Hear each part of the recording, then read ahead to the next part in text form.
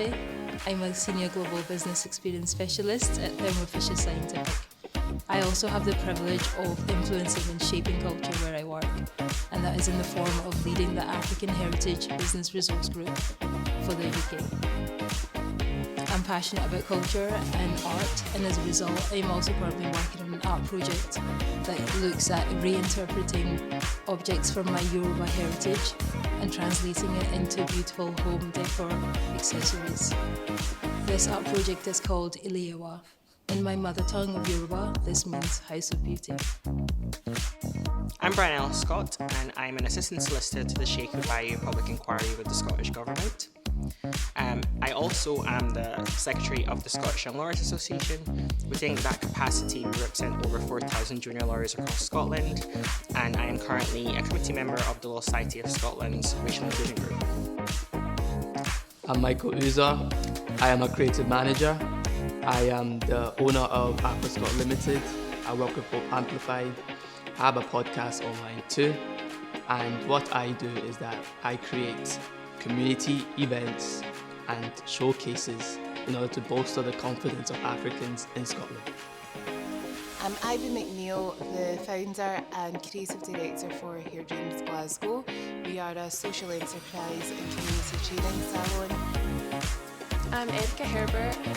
I'm a student at Strathclyde University. I study marketing, enterprise and HR. When I'm not doing that, I work in my mother's business, Hair Dreams Glasgow. So should we get started? I've got a hard question to kick us off with. So, in your individual spaces where you work and where you live, what kind of roadblocks are you facing? Over to you, what's it like in the legal space? What kind of barriers do you face? When I looked at the profession, no one actually looked like me, especially in senior positions. And what that then means is if you're not actually seeing people that look like you, then it might deter you from wanting to go into that profession. You might think that you don't fit in, or you might not find a space within that profession. So I would say that's one of the biggest barriers. And also the lack of intentionality, I would say as well, from law firms or organizations to not just be performative, but to actually ensure that there are policies there to ensure that representation or underrepresentation is actually addressed as well, as what I would say. Yeah, that's so interesting. And Michael, in that creative space, do you see a lot of people that look like you? What other kind of barriers do you face? Yes, at the start, when I got into the creative world, I saw that there wasn't that many back there, or even people who were actually doing really well in that sector.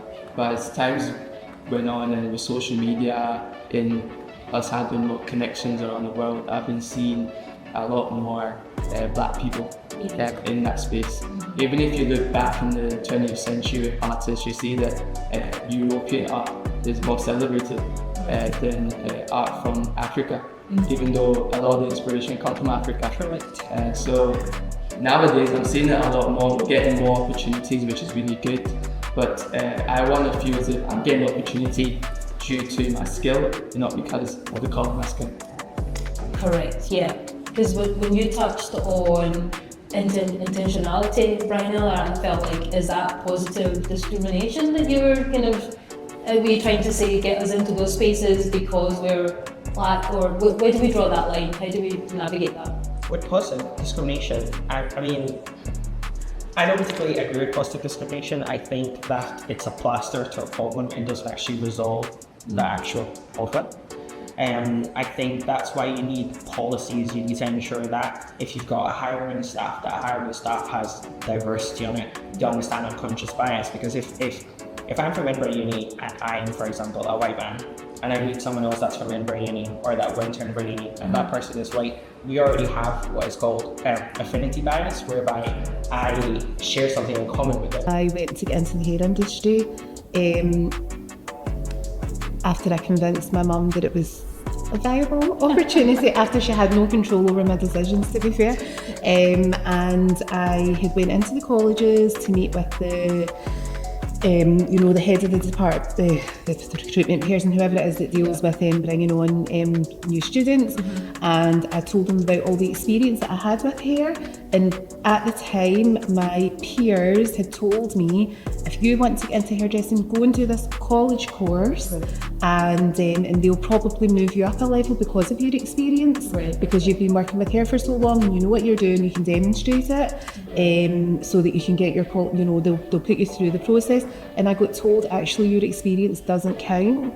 Your experience, whereas my counterparts, they were being told, oh, you've been a hairstylist for so long, and come on in and we'll jump you to the next level. So I got told I would be in a class with like 16-year-olds and things like that, and I would still have to pay for it, of course, because I had my degree at the time. But I just thought, that's discrimination, because if I had been doing what I'm doing, working with hair all the time, had a portfolio already of all the work that I'd done, and to be told, I was also told that I would not learn a jot of textured hair care, which was my driving force for getting into the industry, was because I wanted to learn how to care for my own hair, and at the time my daughter was just a baby at the time. So things like that, and they do still repeat. There's a lot of times when I've went for jobs as well, like we were discussing earlier on, and they're expecting somebody that doesn't look like me, and when they see me, they just have all these assumptions, and they can't even help themselves. Yeah.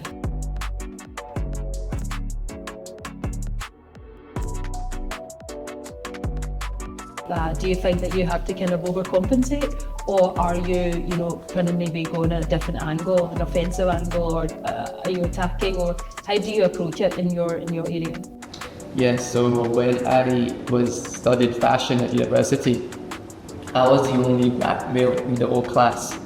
So you immediately feel alienated. And of course, fashion's associated with, it's like a woman's world, say. So as a male in there, you immediately feel you're not supposed to be there. So in order for me to fit in that world, you almost have to blend in a way. And also I noticed in that world, if you want to express your Africanness, or the African side of you, and there's this almost pushback, like, oh, it's not Scottish enough. No, they don't really understand it that much. So you almost have to adjust to make it fit into that space. So I'll say that's definitely a big thing. And also, as a Nigerian as well, in that type of world, there's a tendency for people to see the black male as you're wasting your time in the art world, because there's this stereotype that you're meant to be an engineer or into more masculine in fields of work. So there's just this pressure that you have to just get used to. You can't really change it that much. Like we're saying, big policies and things, but it takes time for the mind to change that mindset. It does, yeah. So for someone who's kind of more established in their career to someone who's just starting out on their career, a marketing graduate, and also working with your mum as an assistant, even at this early stage, has there been any kind of great achievements, accomplishments that you really look back on and you're like, wow, we did that? Even maybe if it's been in partnership with working with your mum, what would you say?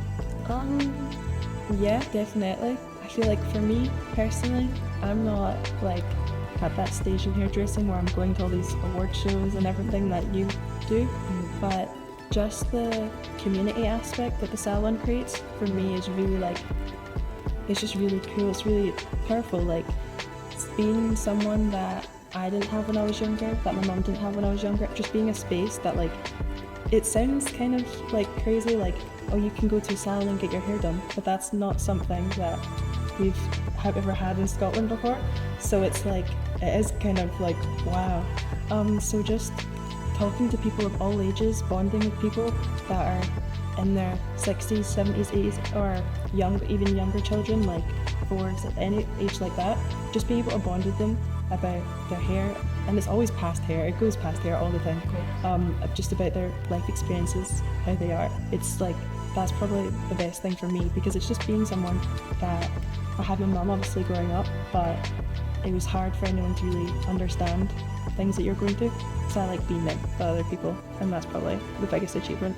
That's so amazing. I love that, the sense of community. What I would say in terms of support though, It's about ensuring that you create, as we've touched upon before, policies and inroads to make your organisation as equitable as possible. So within the legal sphere, one of the things that we do is called reverse mentoring. And that has been quite impactful within the legal sphere. And what that basically means is it's when someone from a senior position is partnered up with someone from a junior position to learn what their lived experiences are, so that the person at the top can affect change, and it's more or less a ripple down effect. So in the instance of race or ethnicity, that would be, for example, a white partner in a law firm, whether that's a female or male, partnering up with a minority ethnic solicitor that is junior, whether that's a trainee or someone that's been qualified for 4 years, and mentoring them so they can actually understand what their lived experiences are, and they can then affect that change through policies and practices. So I think that's the main thing that you will see within the legal sphere to support basically equity within the workplace. I'm wondering, in terms of policy in that creative space, can there be legislations and policy? Can you kind of put things in place for the creative sector? What do you think? I was at this funding project with Creative Scotland just last year I think we were in Largs. Yeah, we're in Largs. Okay. And what was interesting was that I was one of in the panel. So I was the one kind of judging, should we take this funding or not. You know? Okay. And what was interesting is that I was the only black person there. Okay. And then when there was funding to do with Africans and their own projects, They all looked at you. They looked at me, of course. But what was really good is you were saying that it's really good to have people in that space who are black, who can speak for us. Because there I was able to then encourage them to take the funding, not just because they were black, but because just to see the qualities in it. But they wouldn't just bypass it, but they don't understand the culture and what they're trying to do. So they were actually able to give a lot of black people funding just because I was like, it's just Well it's done. very good. Sometimes it's like a language barrier. Yeah, it's a lack of understanding. There's nothing malicious, but they just kind of don't understand it. Right? So you were able to kind of speak to that. Yeah, I was able to speak to that, and it was really amazing as well, like, later on seeing their projects. And obviously I can't say that, it's because I was the one that was encouraging them, but I was seeing it and I was really proud that they were able to do that project because a black person was there able to speak. And not only a black person, but a black person that speaks the language. Right. Because we grew up, all of us I think, and grew up in Scotland. Yeah. You know, and we have this Glaswegian accent. So of course when we're speaking in that space, we can be in two cultures at the same time. Right. You know, and that's the best place to be. If I was just from Nigeria and I was speaking, my Nigerian accent, there would be this barrier, like you were saying, a language. For sure. Because I have that Scottish upbringing, I'm able to speak to them in a way that they can also understand. Yeah. Can I just also add to that in terms of being in a space and having the person that I actually the effect that I would have on that person have a voice. Right. I think it's also important to create a clear demarcation between that and tokenism. And not ensuring that that person is the only person that has that voice. Yes. And that's where I think allyship comes in.